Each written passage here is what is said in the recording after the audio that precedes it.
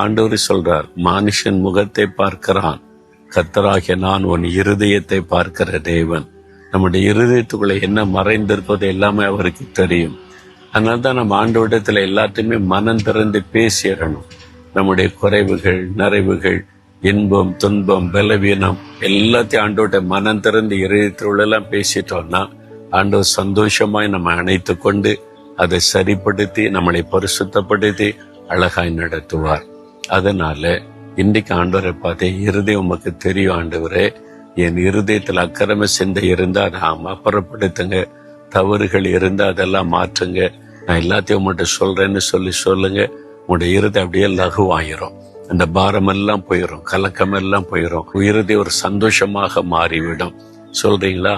அப்படியே கண்களை மூடி சொல்லுங்க, இருதயத்துல கை வைத்து சொல்லுங்க, இயேசுவே என் இருதயத்தை நீங்க அறிஞ்சிருக்கிறீங்க, என் இருதயத்துல எதையும் நான் மறைச்சு வைக்க முடியாது, நீங்க என்னை பார்க்கிறீங்க. இப்ப என் உள்ளத்துல காணப்படுகிற எல்லாவற்றையும் உமக்கு நான் சொல்லுகிறேன்.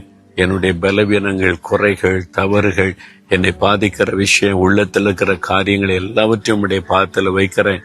நீங்க இதெல்லாம் எனக்கு மன்னிச்சு மறந்து சரிப்படுத்தி புது இருதயமாய் மாற்றி கொடுங்க. சந்தோஷம், சமாதானம் நிறைந்த இருதயமாய் மாற்றி கொடுங்க. இயேசுவின் நாமத்தில் ஜெபிக்கிறேன். ஆமென்.